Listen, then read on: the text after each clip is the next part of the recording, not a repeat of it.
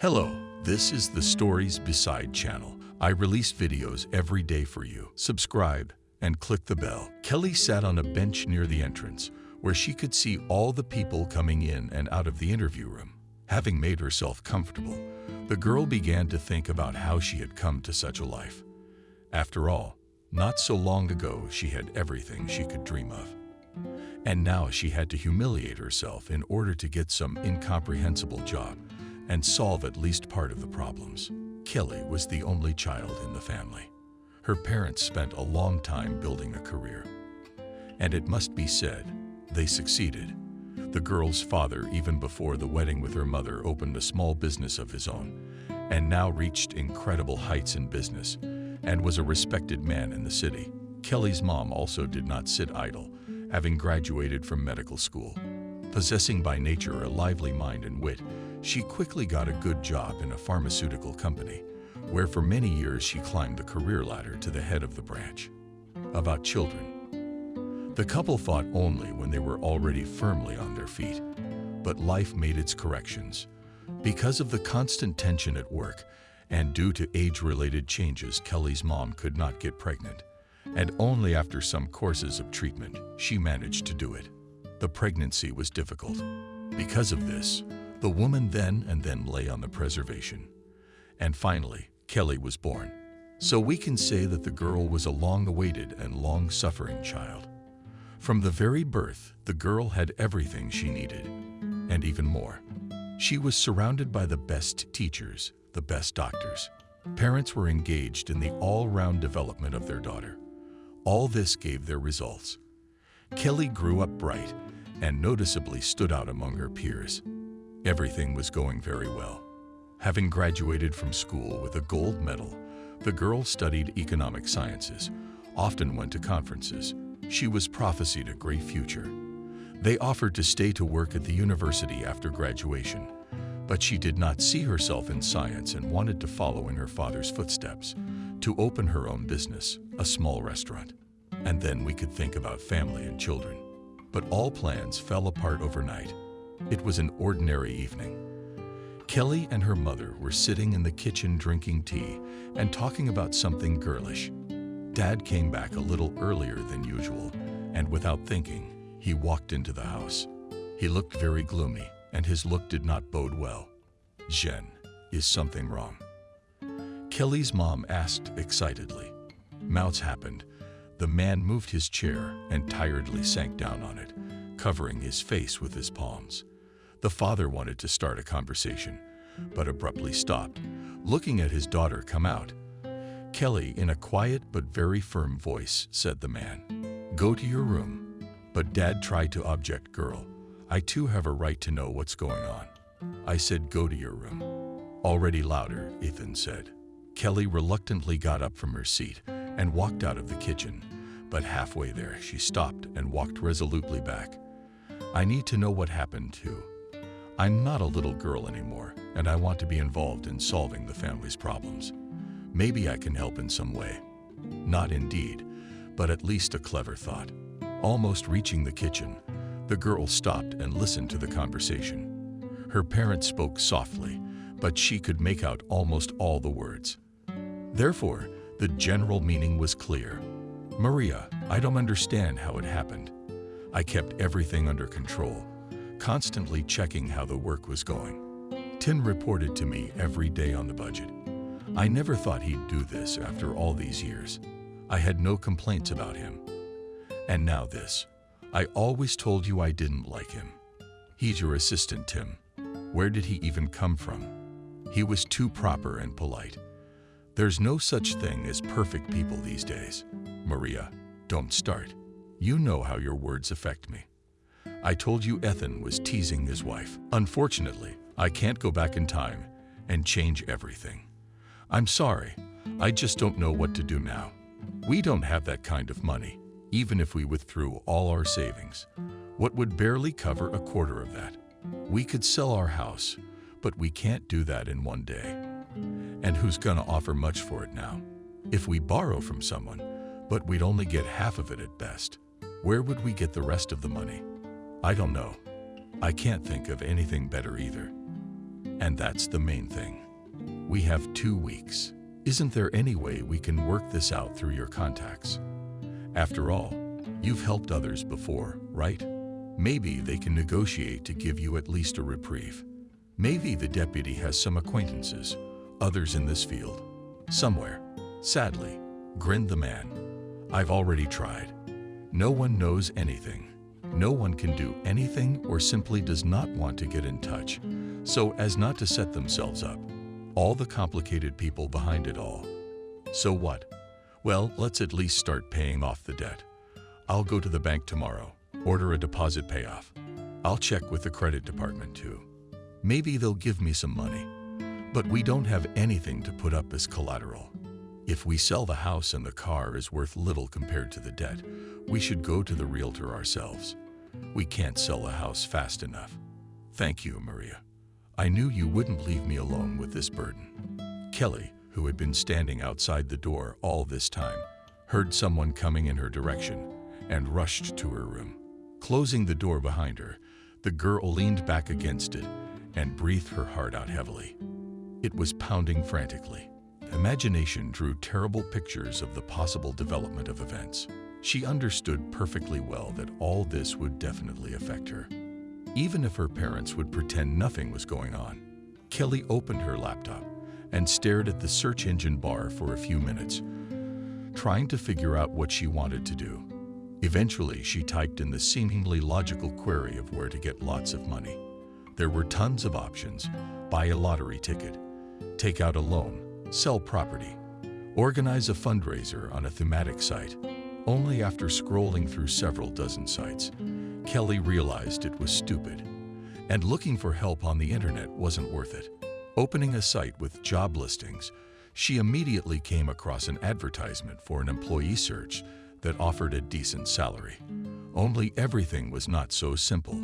In order to get such a salary, you need to have 5 years of experience, have a lot of skills, and be able to work in special programs.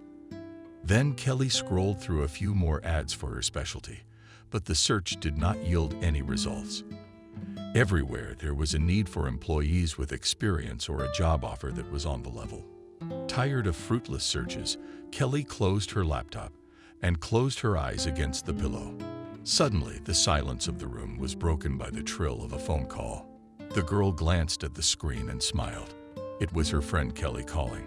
She asked how Kelly was doing and offered to meet. The girl didn't go into details, but shared that she needed a lot of money urgently. "Listen, I know how you can make money," the friend said. "You know, the owner of Margot's Mall." Kelly didn't say much. They say he's a very unpleasant type and doesn't miss a skirt. What do you care if he's pleasant or not? The main thing is that he's looking for a girl to do the housework, and he's willing to pay a lot of money. Yeah, a housekeeper who makes $1 million. That's ridiculous. That's not how it works, don't you think? Well, maybe there's some extras you have to do. I don't know, but the information is 100% that he wants pretty girls, and he's willing to pay well. If you want, I can help you get an interview. Well, I could certainly try. Unsure, Kelly said. I wouldn't lose anything, would I? Sure. You might even get the boss interested in you as a woman. He says he's generous. Maybe he'll help you with your problems. You. I don't want that. I can handle myself. Well, suit yourself. Anyway, I'll text you when and where to come. Kelly threw herself back on the pillows, clutching the phone in her hands. The girl was ready to work 24 hours a day and on the hardest job, just to help her parents. And here she was. The interview is in full swing. There are a lot of applicants for the position, but only one will be chosen. Kelly is a little surprised that so many people want to work as a housekeeper. But remembering the salary, I realized it's no surprise. And so it was her turn. Kelly walked into a small dark room, and Zarakhnaya dimly lit. In the middle of the room, a colorful man of about 45 years old sat in a leather chair. He was dressed in a magnificent, expensive suit, and from under the sleeve of his jacket peeked out only a Swiss watch of a famous luxury brand. The man cast a clammy glance at the girl who entered. What made her feel uncomfortable Oh my God. Kelly's mind raced. What am I doing here? Why? I just agreed to come here. How am I gonna explain this to Mom and Dad? There were so many questions, but she couldn't see any other way out. She needed money, a lot of it. And by coincidence, Kelly's friend told her that a big businessman was looking for girls to work in his mansion. What exactly would she have to do? She didn't know. But there was the promise of the kind of money here that could solve all her problems at once. Spinning gruffly, the man said, scrutinizing Kelly. The girl obediently began to spin slowly in one place. Wait now, tell me, why are you here? And Kelly was confused, but there was no way she had expected such a question. After all, it seemed to her that everything was clear. And I want to work for you. The man continued his questioning. But I was told that you need housekeepers and that you pay well. And I really need the money right now. What are you mumbling about? They said I don't need housekeepers, especially not such unattractive amoebas. That last remark hurt the girl's ego. In another situation, she would never have allowed herself to be treated like that. But not now. So Kelly quickly swallowed her resentment and continued to stare at the men in silence. But what was she frozen for? Maybe free. Call the next one. No, Kelly answered unexpectedly. The man raised his eyebrows in surprise. Vodka. So what do you know how to do?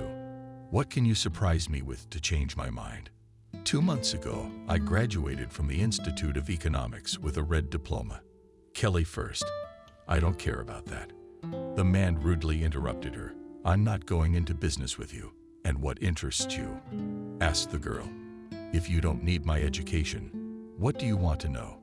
What will I have to do at your work? You're kidding me. You came to work for me, but you don't know what you will have to do. Girl, you've obviously come to the wrong place. I need someone with confidence who can keep my guests occupied. When I need it, I don't know who told you I was looking for a housekeeper, but he obviously made the mistake of sending someone like you to me. This conversation is over. Let's leave the office and close the door on the other side behind us. Kelly didn't argue any further. She turned around and walked out of the office, slamming the door loudly. She was angry at everyone around her, at this ugly snob who doesn't know what he wants and lets himself talk to a complete stranger like that. At these fussy idiots who thought they were goddesses and thought they were better than everyone else. Most importantly, Kelly was angry at herself for not being able to handle the excitement of getting the job she so desperately needed. She knew why she was going there. She knew what she had to do. Why did she start talking about her diploma? Why didn't she say she had experience in dealing with high-ranking people? Why didn't she say her father wasn't the last man in town? There were a lot of questions like that, but she couldn't answer them. We should go back there. No, he wouldn't even listen to me there. I'd rather wait here until he's seen all the candidates and comes out. Then I could tell him everything without embarrassment. Kelly sat in the hallway for about an hour, watching the girls come out, until finally the one she was waiting for showed up. The girl stood up resolutely and walked with a quick stride towards the owner of the mall. Upon seeing her, the man grudgingly wrinkled his nose. You again? Are you following me? What do you want? I thought we discussed everything, and you can't give me what I need. And if you're going to stalk me as well, I'm going to have to take action to get you to leave me alone. Wait, I was getting agitated out there. Kelly pointed her head in the direction of the room where the interview was taking place. That's not my problem, girl.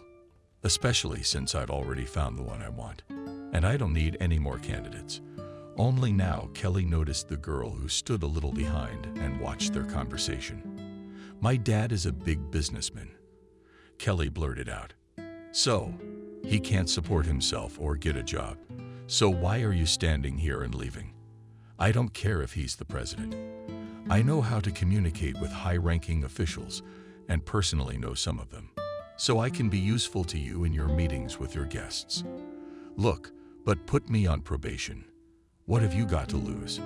Kelly almost begged him. The man thought for a moment.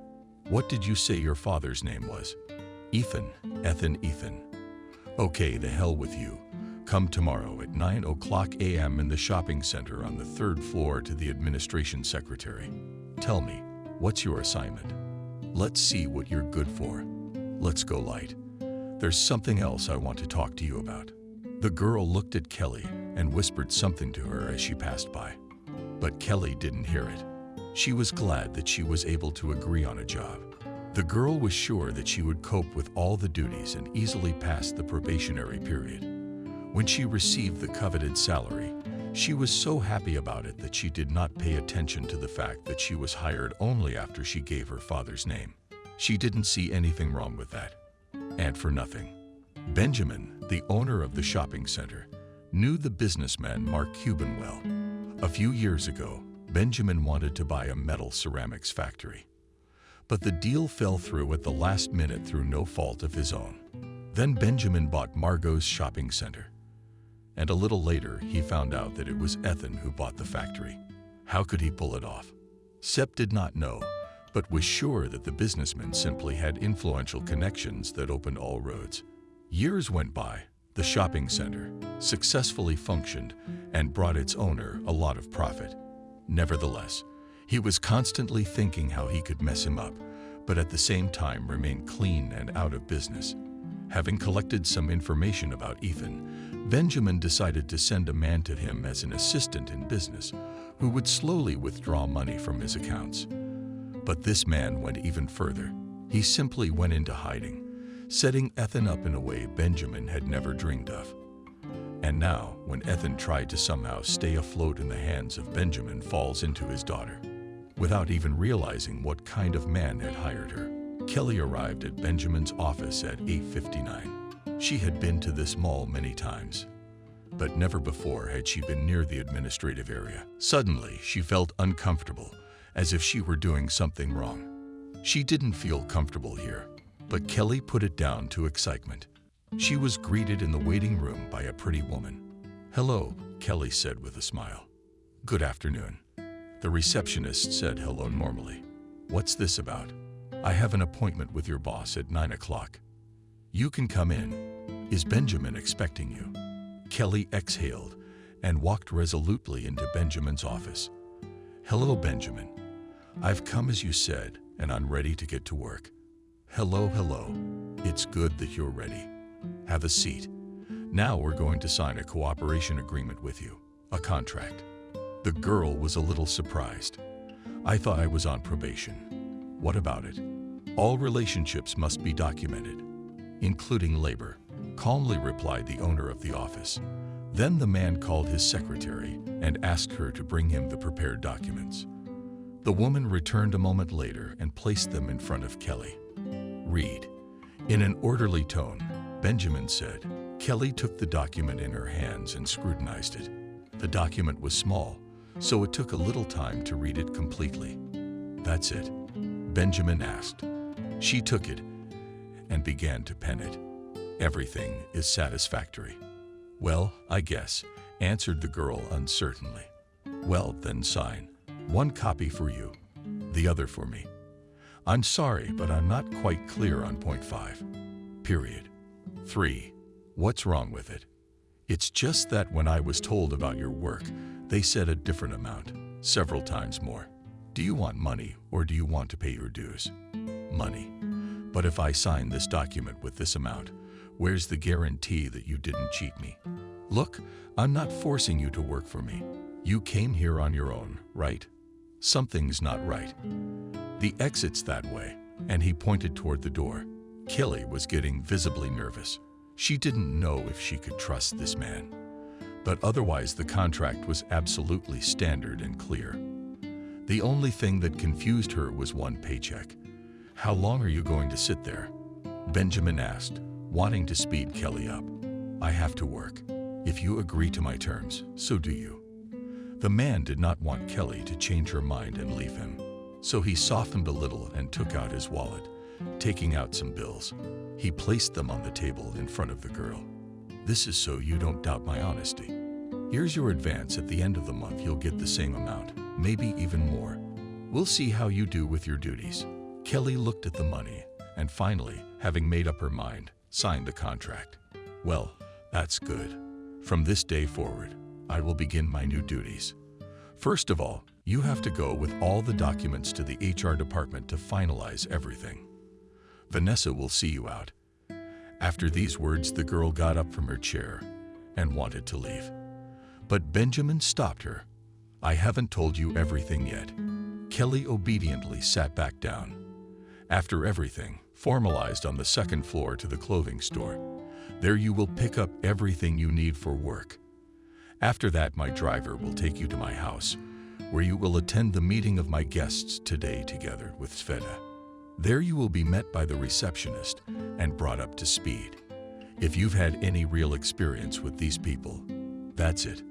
"Okay, I hear you. Good for you. I like understanding. I think we'll work well together. You can go." When Kelly completed all the documents in the HR department and walked up to the clothing store, Jenna, the consultant, was waiting for her. "I'm going to get you some options there now." Immediately, she said dryly and a little irritated, wasting no time in greetings. A few minutes later, Jenna walked up to the front desk and handed Kelly several sets of lingerie and 2 black dresses.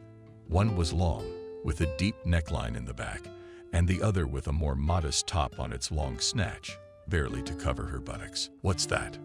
Why such a choice? Maybe you could choose something more modest. Why do I need underwear?" The girl was scared. "Look what they said. I brought you. Benjamin has given clear instructions regarding your closet, so measure not to show off with pressure," replied Jenna. Kelly put on the short dress first and looked at herself in the mirror. "But no, this is not good at all. You can't even walk normally in it." Then the girl tried on the second outfit. This dress at least covered all the necessary places and did not shy away from movements. It was better.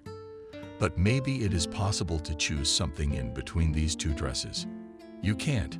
If you choose the dress, choose the underwear. Kelly quickly tried on both sets and, noticing no difference between them, returned one of them to the counselor. "Now what size shoes do you have?" 6. "That's great. Then we'll find them quickly. Just what you need. Let's go." Kelly changed into her clothes and went out into the hall, where Jenna had already prepared a pair of high stiletto shoes for her. "I can't wear those." Kelly objected at once. "I'll fall off them, and I don't think Benjamin will like that. You don't look like you're wearing them." "Okay, let's do these." After picking up the shoes, Jenna put them in a bag and walked Kelly out of the store, looking at the girl's footsteps with some disdain. "Kelly, I had a strange feeling about how she was going to look in front of the guests, almost at the exit of the mall." The girl decided to return to Benjamin's office to understand her role in today's event. But the secretary said that the director had left for a meeting and would not be back soon. Therefore, Kelly had nothing left but to go to Benjamin's house. There, the receptionist was waiting for her. "So listen to me carefully from the doorstep," she began. "You are a nobody here, and your businessman daddy can't help you. If you don't do what I tell you, you'll be out of here in no time. I know people like you who can only live off other people's money. Anyway, I've said it all. Now go get changed. The hairdresser and makeup artist are coming. After they're done, I'll tell you about your role in tonight's event." Kelly was a little shocked at this reception, but kept silent and followed the receptionist into the back of the house. Later, she was put on makeup, and the receptionist held out a mask. "What's that for?" Kelly was surprised. "To keep the face from shining." The woman smirked. Benjamin does not like it. When Kelly saw her reflection in the mirror, she calmed down a little. She really was nothing like herself. "And yet, what will I have to do?" Anna clarified. "Nothing much. Just walk around the room with the guests, answering their questions. If you have to run errands, if Benjamin tells you, for example, to go to someone in particular and give them something, you will have to do it without delay. It's clear, yes." "What's not clear?" Kelly shrugged. The first visitor entered Benjamin's house around 6:00 p.m. Others began to appear after him, and by 7:00 p.m. the house was full of guests. Kelly, as she had been instructed to do, carefully walked the hall, occasionally exchanging minor phrases with the guests. Some of them she knew. Sometimes they were at her father's house on work-related matters. But no one recognized Kelly herself yet. Hopefully not her dad. I won't meet him here, the girl thought. He's not likely to approve of this kind of work. A little while later, Benjamin himself approached Kelly and took her aside. Here's the deal. I want you to go over to that man, Benjamin pointed to one of the guests, and get to know him. Help him relax. Offer him some wine or champagne. I need him to let his guard down. I get it. Are you trying to do something illegal through me? Kelly's scared. There's nothing illegal about talking to a person. What happens next? Not your concern. You do what you're told, or you're out of here fast. All right, I'll do what you ask. Good. You got 20 minutes to do it. Can you go to work? Kelly approached the tall, middle-aged man who was pointed out to her. Good evening, the girl said with a smile. May I keep you company? I'm fine on my own, the man replied rudely, not taking his eyes off his phone. Kelly was a little taken aback by this reaction, but she couldn't back down. Is something wrong? Is there anything I can do to help? This is a fun event after all. You look absolutely miserable. This time, the man gave Tonya an appraising look. Why don't you do me a favor and help me out? Like leave me alone. But wait, you're the one who needs something from me. Is that it? No, not at all. It's just that it's my job to interact with Benjamin's guests and make sure they're okay and happy. It's not a bad job. I'll tell you that. What do you need her for? She's a pretty girl, and you're doing a lot of nonsense. What do you women want? I can't believe you've dreamed of this job your whole life. No, of course not, Kelly smiled. But it pays well. And I need the money. Who doesn't? The man laughed. Listen, maybe I can get a job with your boss as a showman for good money. What's your name? Kelly. What's yours? Michael. Michael for you. Very nice to meet you, Michael. Would you like something to drink? There's a great selection of drinks here. Well, when a nice lady like that offers you a drink, you can't refuse. Michael called the waiter over and asked for 2 glasses of white wine. With this began a relaxed conversation between Kelly and her victim. The man himself found topics of conversation. What made Kelly's task so much easier? The girl only occasionally expressed her opinion on one thing or another. After a few glasses of wine, the man confessed that he had never thought that such a beautiful girl of such a young age could be so rooted and interesting to talk to. Kelly did not drink so much, so she could control herself and avoid unnecessary familiarity. But all the following events happened so suddenly that Kelly could hardly come to her senses and estimate the scale of the catastrophe. For a moment, her victim turned away to the window. Kelly was immediately nudged from behind by someone, and she spilled the contents of her glass directly onto Michael. When she saw his furious look, she was scared out of her wits. Are you an idiot? He was indignant. Look what you've done. The man grabbed Kelly's arm roughly, but just in time, the landlord arrived. Forgive my female employees for their clumsiness, Benjamin said as Kelly stepped back. Michael, you know how they all love money, but are not ready to work properly for it. I will certainly take steps to ensure that this inconvenience does not happen again. I will, of course, punish her severely. Don't worry. Come on, Michael softened. Seeing the frightened look on Kelly's face, it's not that bad. There's no need to make excuses for her. Michael, I know you're an honorable man, and you just want to protect the girl. But don't.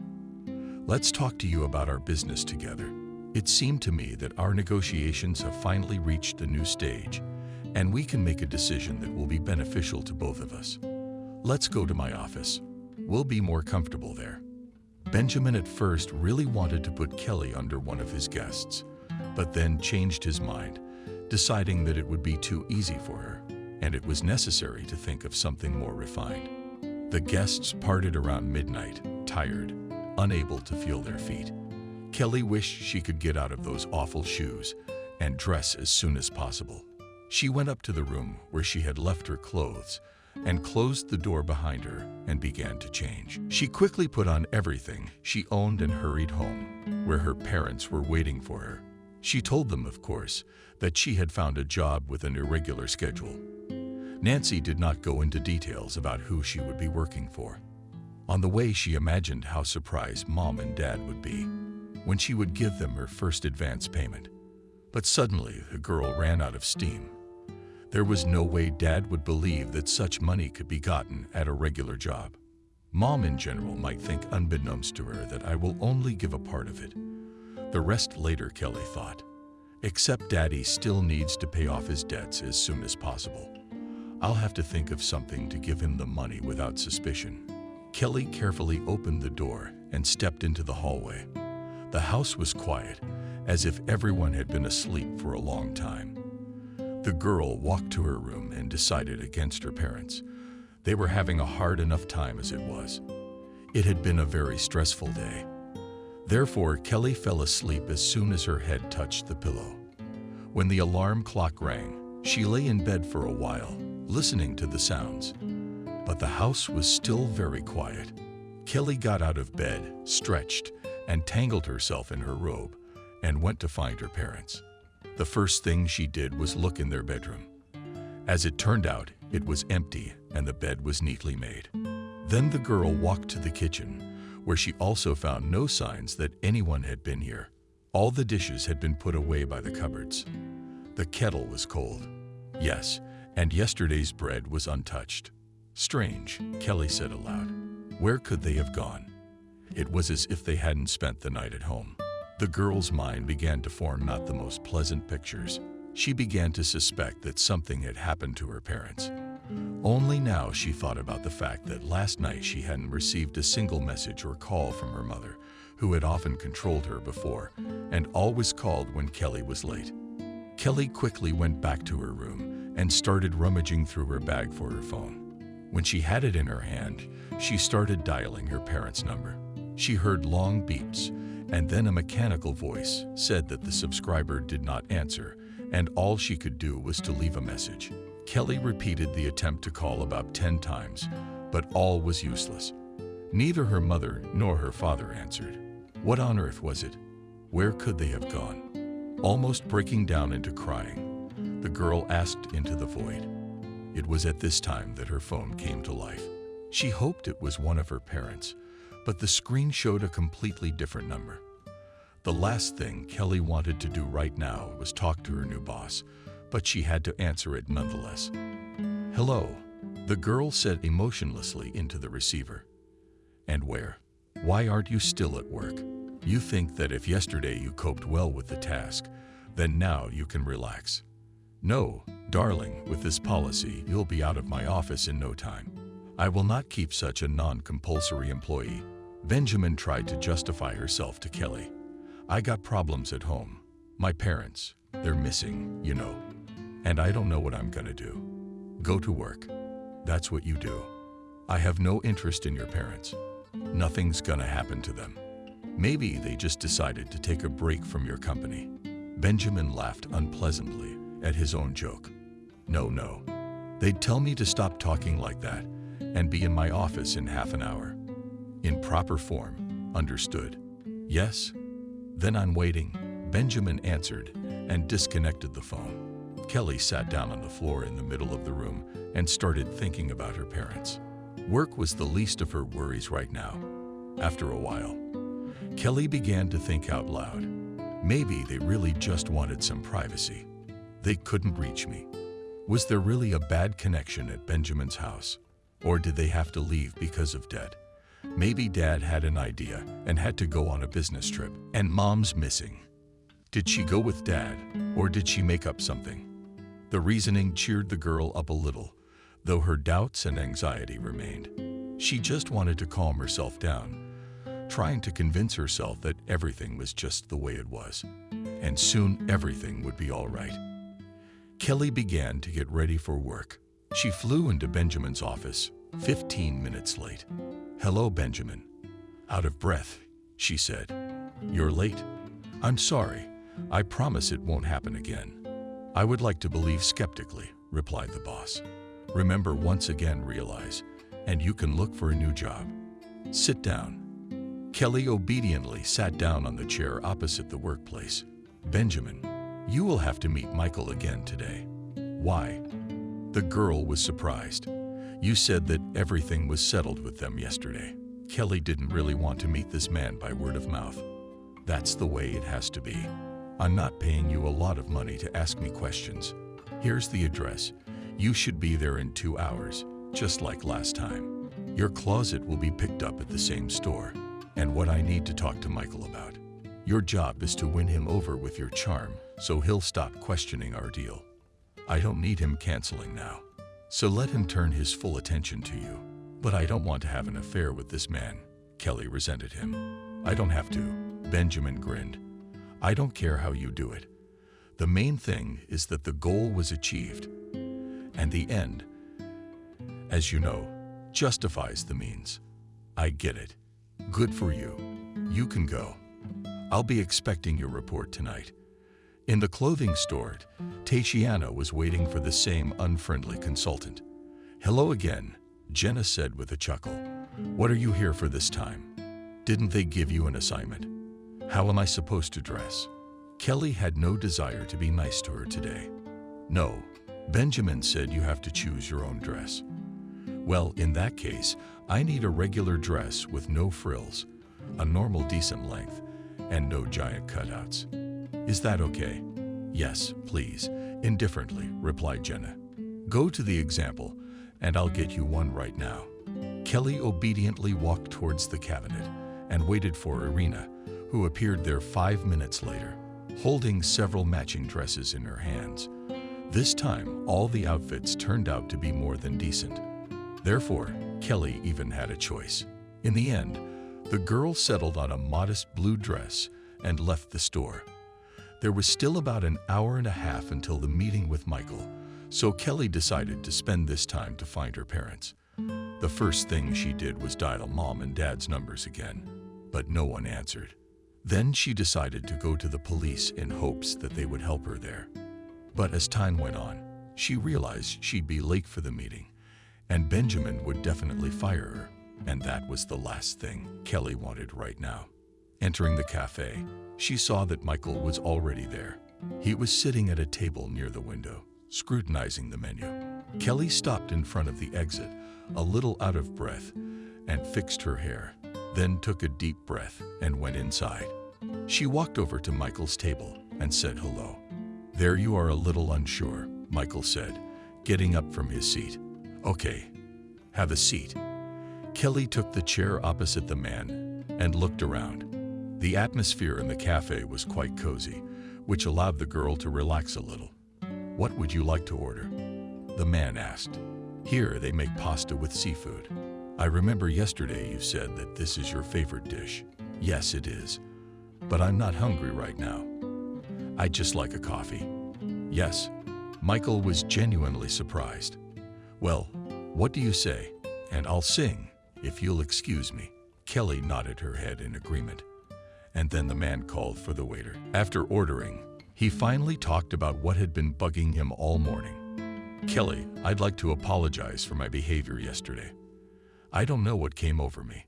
You'll have to forgive me. I'm really embarrassed. Kelly was surprised to hear that. She had poured wine on him, but she didn't let it show. The drink and alcohol must have done its job. Let's forget about this incident and talk about something more pleasant. Yes, I smiled happily at Michael. Can I ask you a personal question? Well, try. The girl tensed a little. Why did you go to work for Benjamin? You, of course. Sorry, but your type is completely opposite to his usual employee. And you're educated, well-read. I can see that with the naked eye. Do you really like this job? Kelly was silent for a moment, and then answered, no, I just need a lot of money right away. My parents are in trouble, and I wanted to help them out. Oh yeah, that's very noble. But couldn't you find a better place with your mind? Oh, come on. I don't have a mind. No work experience. Nothing. Why didn't your parents help you? By the way, where do they work, if it's no secret? They could have helped, but they're not in the mood for that right now. And I wanted to do something on my own. Kelly was silent, pretending not to hear the second part of the question. Well, I understand. But still, Kelly, it's not the best career after working at Benjamin's. You're gonna have a hard time finding a good job. Not the best fame walking around, but his employee, you understand. I don't want to think about that right now. He pays me and pays me well. And for me, it's the most important business of yours right now, Michael replied, and started to eat the food that the waiter had just brought. While the man ate, he asked no questions, and Kelly turned away from the window, immersed in her own thoughts. And yet something is troubling you, Michael remarked. Would you mind sharing? Maybe I can help. I don't think so, the girl said. Her phone rang at that moment, and an unfamiliar number popped up on the screen. Yes, Kelly answered with concern in her voice. Ethana Kelly, Lieutenant Charles is bothering you. I'm listening to you, the girl answered, holding her breath. 2 hours ago, she wanted to come to the police station, and then the police found her. You need to come to my office as soon as possible. Write down the address. With trembling hands, Kelly put the phone on the table and looked at Michael with a hard look that made the man feel uncomfortable. What happened to the alarming? He asked. Michael, you'll have to excuse me, but I have to go. I have a very urgent matter. Let me give you a lift just to pay the bill. No, that's okay. Thank you. It's not far. I can walk myself. Are you sure? It's not hard for me to do, Michael said. Really, you don't have to. Kelly said goodbye and promised to explain everything some other time and rushed to the police station, where Charles was waiting for her. Kelly entered the office. At the sight of the girl, the owner of the office got up from his seat and helped her to sit on a chair, then poured water into a glass and handed it to Kelly. She drank the liquid almost in one gulp. Finally, she asked, "What's wrong?" Kelly's voice was hoarse and quiet. Charles took the printout from the surveillance camera out of the folder on the table and put it in front of the girl. Say, Kelly, this is your parents' car. Kelly took the paper in her hands to get a better look at the license plates. Yes, barely audibly, she answered. What happened to them? They were in an accident. They're alive. Tears rolled down the girl's cheeks. The master of the office took the glass from her hands and filled it with water again. Drink the water and calm down. I understand your feelings now, because I've been through something like this myself. But you need to accept it now. Tell me already, what about my parents? Demanded by the girl. They were in a serious accident. The car was completely wrecked. Unfortunately, no one survived. No, this can't be happening. I don't believe you. In a panic, Kelly screamed. You're all lying. You just don't want to be on this case. Kelly, please calm down. I understand how bad and scared you are right now, but there's nothing you can do about it. Kelly sobbed and covered her face with her hands. Charles took a bottle of sedative from his desk and added a few drops to Kelly's glass of water. Here, drink this. It will help you to come to your senses.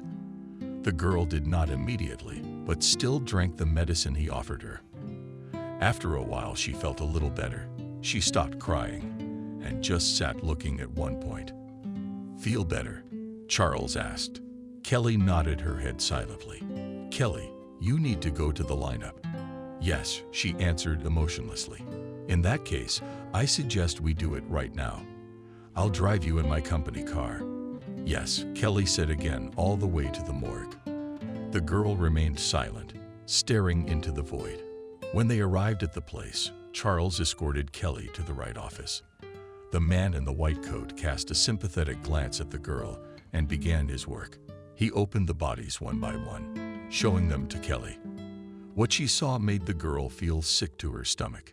She turned away from the tables, trying to come to her senses. The morgue worker had to deal with such a reaction more than once, so he quickly found everything he needed and tried to bring her to her senses. Nothing. Girl, he said, breathe deeply. That's it. That's good. After 10 minutes, Kelly felt a little better. She looked first at the man in the robe, then at Charles, who had been standing nearby the whole time. They're not the ones who decrypted it. Kelly, these aren't my parents. Looks like they're not. Are you sure? Careful, asked Charles. The policeman was well aware that few people are ready to recognize the death of loved ones and are willing to claim that someone else is in front of them, although it is obvious that there is and can be no mistake. Yeah, sure, I'm sure. What, you think I don't recognize my birth parents? Well, in that case, we'll have to do a genetic test to confirm that fact. That's unnecessary. It'll come back negative, I'm sure. But it's a mandatory procedure nonetheless. You said yourself that they resemble your parents, which means that you could be wrong simply because your brain refuses to believe it. Okay, Kelly agreed. But so-and-so knew it was a waste of time. That same day, Kelly turned in the material for the genetic test. The result was to be ready only tomorrow.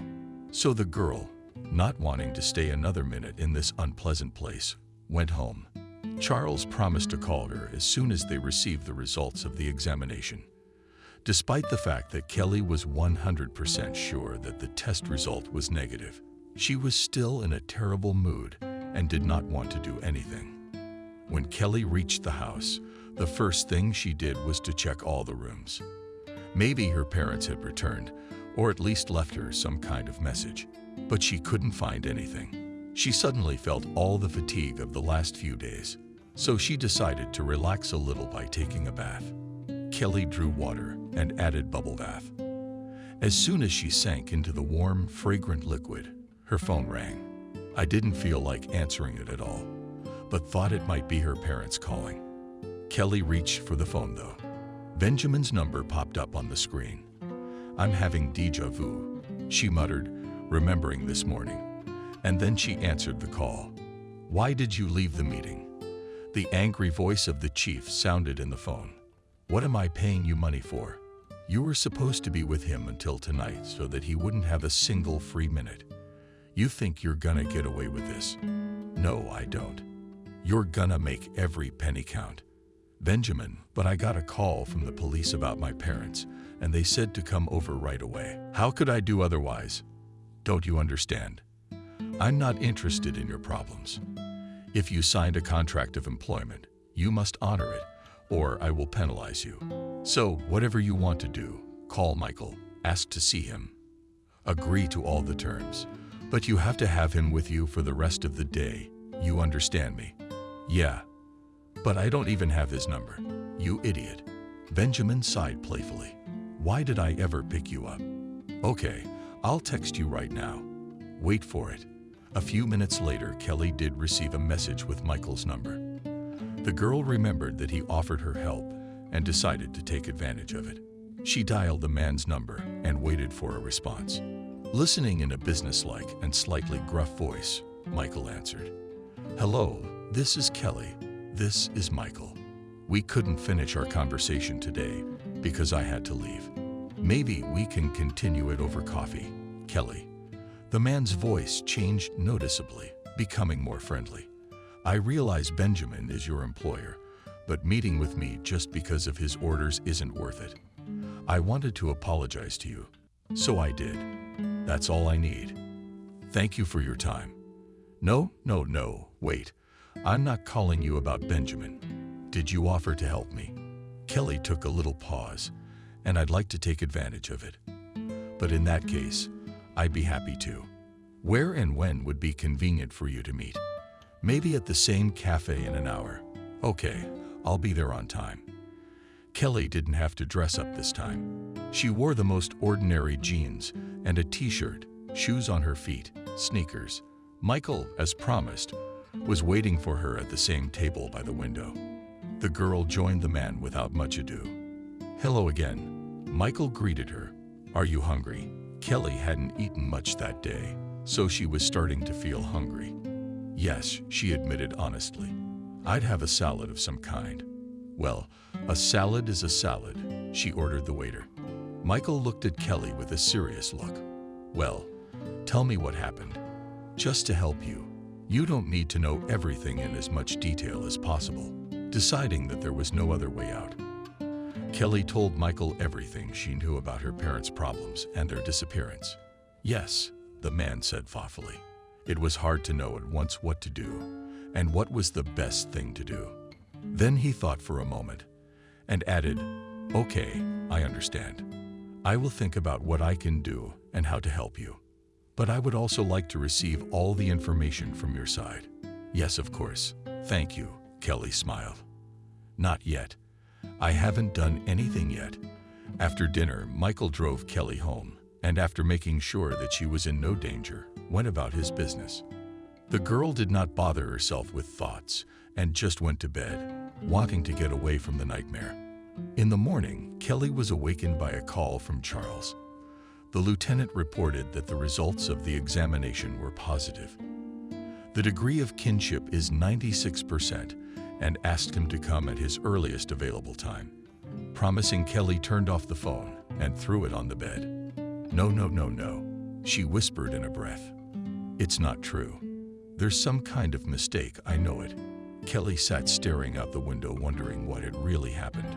Who were these people claiming to be her parents, and who would fake the forensics? She still had to stop by the heavy to get a copy of the test results and study it herself. Also, everything needs to be told to Michael. Of course, it was wrong to trust the first person she met, but there was nowhere else to wait for help. Kelly dialed Michael's number, which she already knew, and asked for a meeting.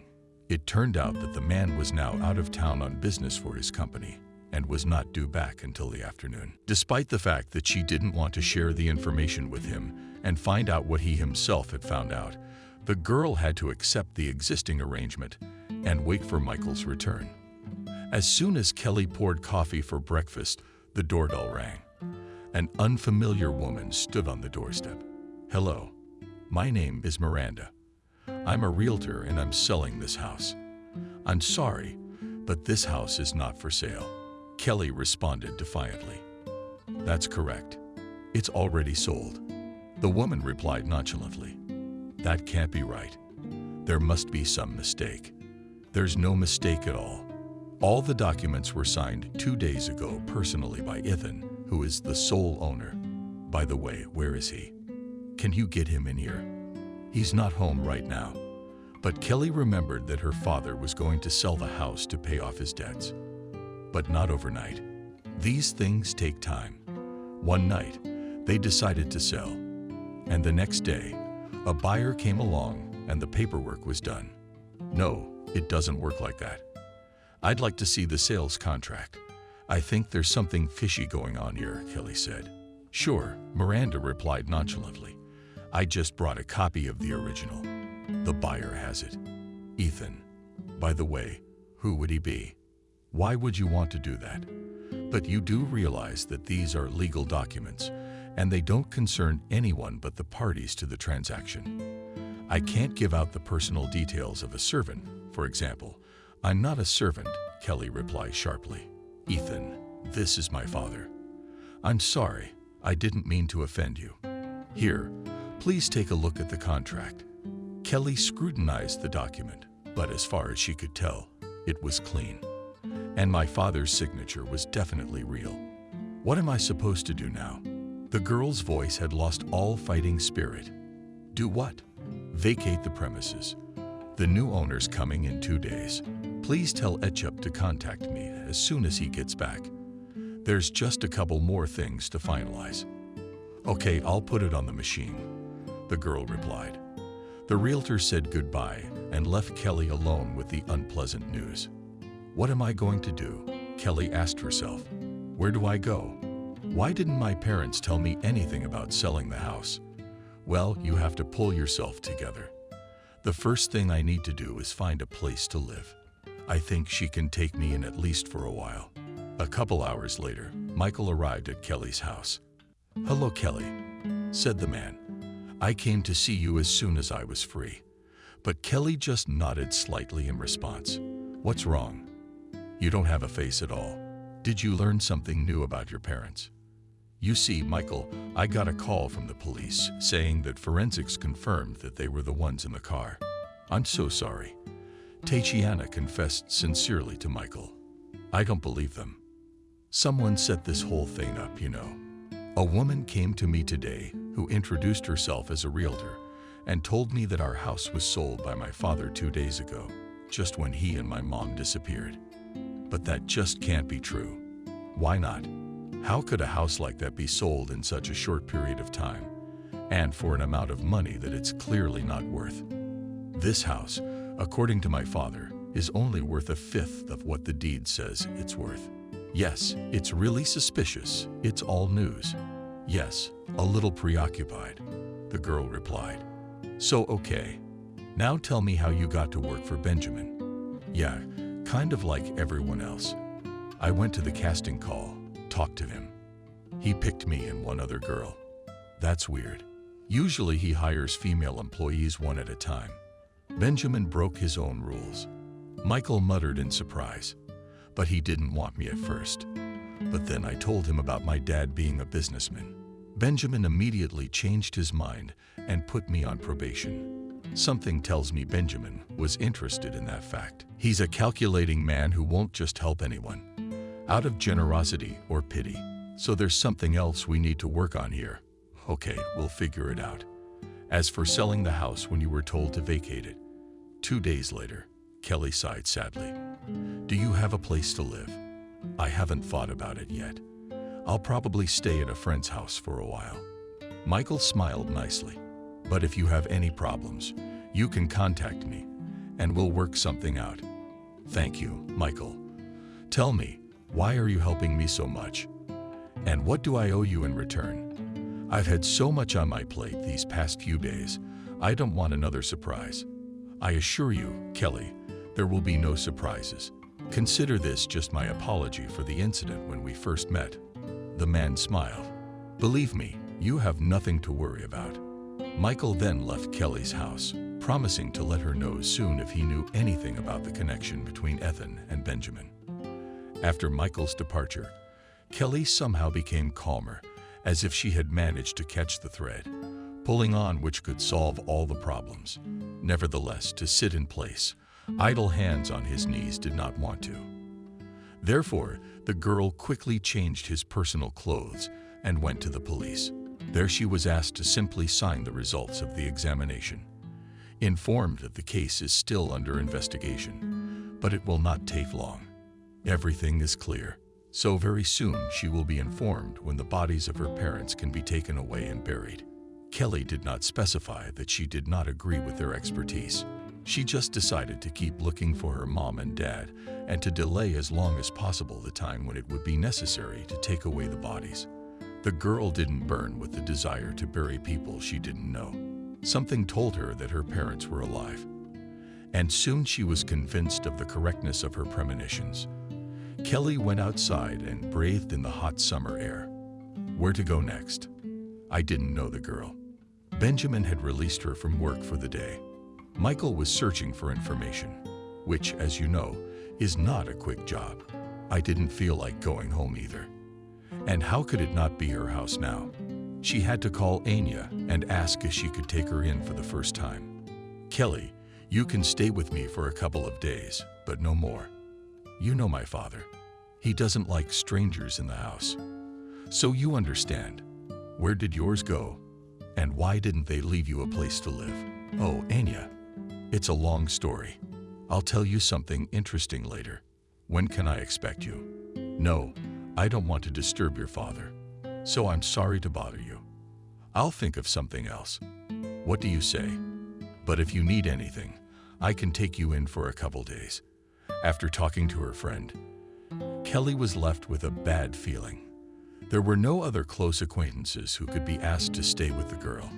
There were two options, either to rent an apartment or to agree to Michael's proposal. The first option required a steady, stable income to pay the rent, and the money Benjamin gave her would be enough for a couple of months. Kelly hoped that the issue with her parents would be resolved soon, and she would not have to rent an apartment for a long period of time. She didn't want to ask Michael for more help. She didn't know why he was so interested in her problems and what the man would eventually demand for his help. Kelly sat on the bench and began to look through the advertisements for rent. Having singled out several options, the girl called their owners and finally settled on the most optimal one. According to the agreement, she could move into the apartment tomorrow evening. One less problem, Kelly said emotionally. Now let's see. This is the unfortunate forensic report. The girl pulled the copy given to her by the heavy and glanced through it, trying to see what there was to grasp. The document described some formulas for the value of the figure. None of it was helpful. The only thing that could help in any way was the name of the person who signed the results. At the very least, one could try to find out through him what was really going on. Kelly tucked the papers back into her bag and headed toward the house. On the doorstep, she saw an unfamiliar guy nervously leaning around. "Who are you and what do you want here?" Kelly frowned. "You, Kelly," clarified the guy. "Yes. Who are you?" He ignored you. He asked a question and handed the girl a white envelope, and then hurried to leave the place quickly. Kelly quickly went into the house and locked the door just in case. Without developing, the girl came to the hall and sat down on the couch. In her hands, she still held the strange envelope. Twirling it a little in her hands, she pointed the letter to the light to see its contents on the envelope was thick. Therefore, Kelly did not manage to see anything clearly. Then the girl took a pair of scissors and carefully cut the edge of the envelope, and then pushed all its contents onto the couch. Inside was a bank card in Kelly's name, a few $100 bills, a power of attorney, and a small note, the handwriting of which was similar to her mother's. The girl read it at once. "Daughter, I'm sorry about what happened with Daddy and me. We had to leave town to avoid putting ourselves and you in danger. Daddy was having trouble at work, and we had to sell the house to pay off our debts. Do you need to get a power of attorney? Our realtor will explain everything to you on the map you find. There's enough money in that letter for you to rent an apartment for the next 6 months. And as soon as things get better, we'll take you in, if you want us to, of course. Daddy and I love you very much and miss you. Please take care of yourself. I know you won't be lost, and you can have a good life. Don't look for us. It'll only make things worse, and all our work will be for nothing. Kisses, Mom." Kelly put the letter aside and looked out the window. Tears came to her eyes. She couldn't believe that her parents had just left her like that. Hadn't said a word, just disappeared, sending some letter. But the letter had been written by her mom. Kelly had no doubt. The handwriting, the way it was written, the style. It was all exactly Mom's. She also needed to call Michael to let him know that the parents had been found, and there was no need to look for them anymore. Kelly dialed the man's number, and he answered surprisingly quickly. "I was just about to call you." Michael started the call first. "Kelly, I managed to find out something interesting about the connection between your father and Benjamin. I can come over there now." Kelly didn't want to pursue the matter any further, but curiosity got the better of her. "Yes, of course," she replied. "I'll be waiting for you." Michael promised to be there in about an hour, and that time allowed Kelly to once again analyze everything that had happened and think about how to proceed. Should she stay at Benjamin's, or should she give it all up and get a normal job in her specialty? After all, this job was only a temporary measure to help the family, and since the crisis had passed, nothing else lay in store for her. The only mandatory condition was to work 1 month until the end of the probationary period. Michael arrived as promised. Kelly ushered her guest into the kitchen and offered tea. "I wouldn't say no," Michael smiled. "I have a lot to tell you over a cup of tea." Kelly put on the table 2 cups, a jar of sweets and a small kettle, a drawer full of tea. "Unfortunately, I can't offer anything else." Guiltily, Anna smiled. "Thank you. That's enough for me." Michael and poured the hot drink into cups. And taking one of them in his hand, he said thoughtfully, "Did you know that a few years ago, your father went around Benjamin and bought that factory, which had already been promised to Benjamin? It wasn't a pretty story, and Benjamin is the kind of man who forgives nothing, which is why he hired you. He wanted to get back at your father through you, Kelly." Kelly didn't know if she should tell Michael that she had heard from her parents. There was still some doubt inside her that the man was helping her for his own reasons. "So what was it you wanted to tell me?" There was a reason you called me. Michael looked at her questioningly. I don't want to work with Benjamin anymore. I don't need that kind of money anymore, especially not at that price. I want to go to a normal job, but I'm afraid no one will take me seriously after my time with Benjamin. And you said you could help me find a job in my specialty. Oh, in that sense, yes, of course. I have a position as an analyst.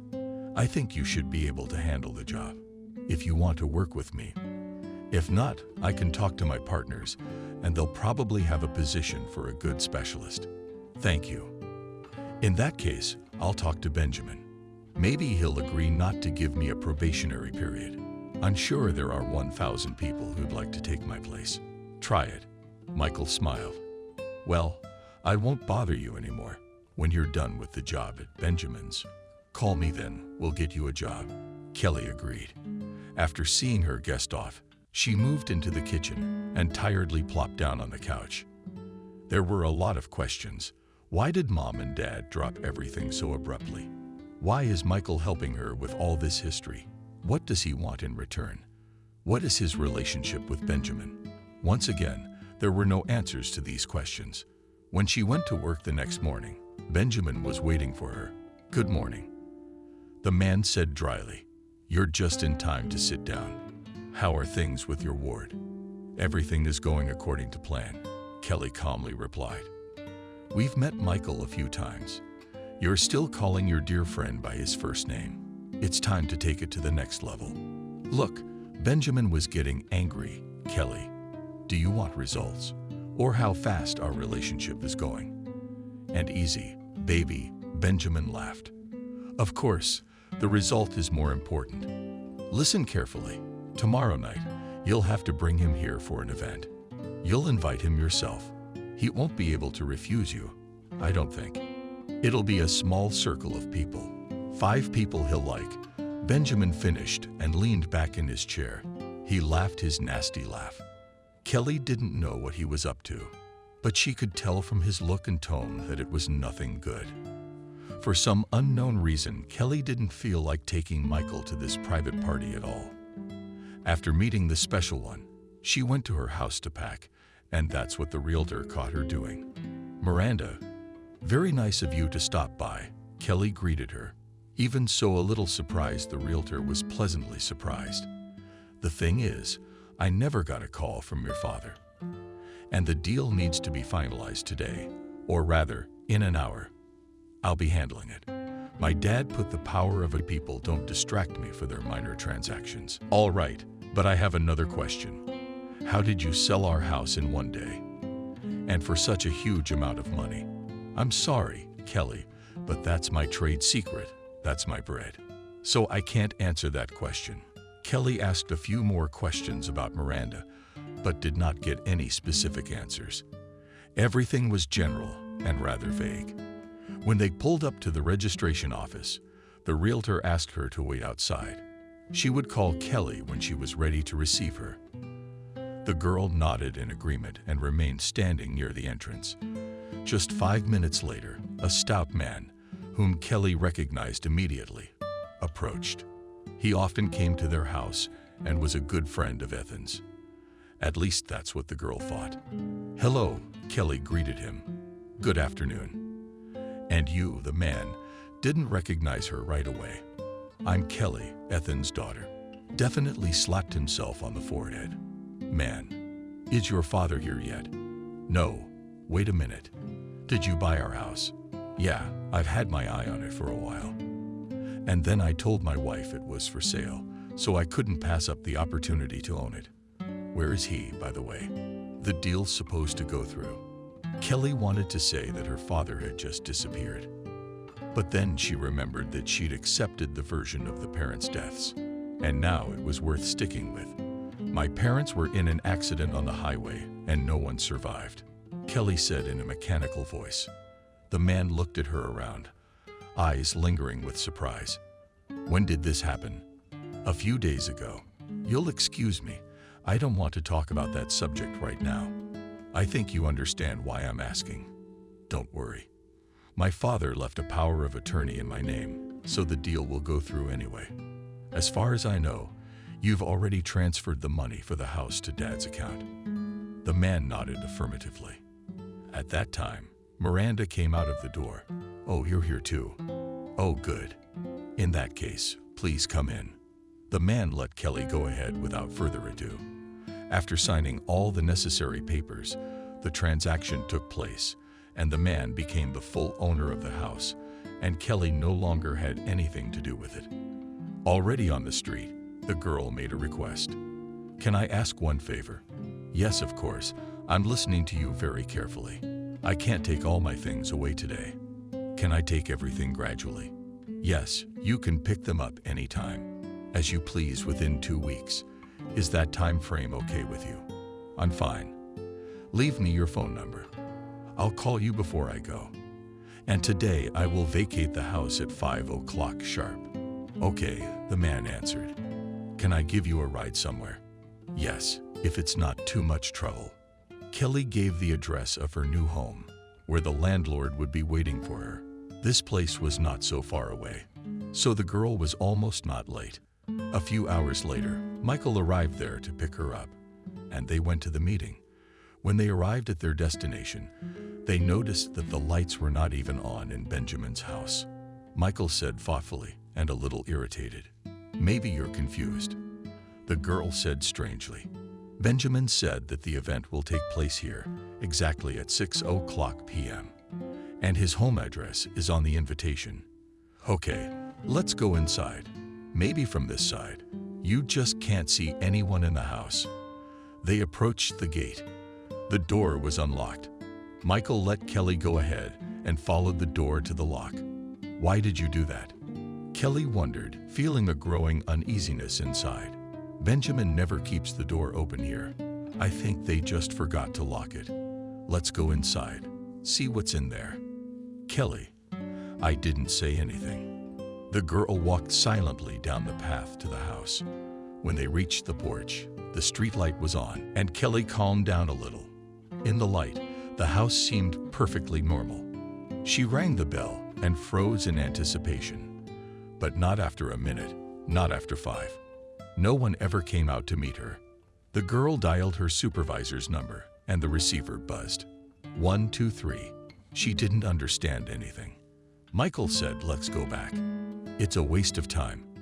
They quickly got into the car and drove back. Each of them was thinking about something different. Kelly asked her to drop her off at her parents' house and pick up the papers she had forgotten to bring during the day. The girl leaned back in her chair and looked out the window. Suddenly, 3 fire trucks with sirens blaring passed by them. "Wow, there's a fire somewhere," exclaimed the girl. "I wonder who." A few minutes later, they saw a blaze coming from some house, and almost immediately Kelly was horrified to realize that it was her house.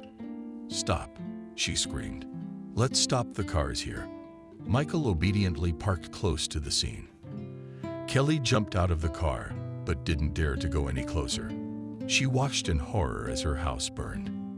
The fire had already covered most of it, and the firefighters could not put it out, at least a little bit. A policeman approached her and asked a few clarifying questions about her attitude to the house. The girl's gaze was again directed towards the burned house, where the rescuers were removing the rubble. At some point, she saw someone being carried on a stretcher in an ambulance. The girl ran as fast as she could to get there. "Wait, you can't go in there." One of the rescue team tried to stop her, but Kelly didn't think about stopping. She was already standing by the ambulance, trying to get a look at the victim. It was a man. His face was badly burned, his clothes were torn and rags.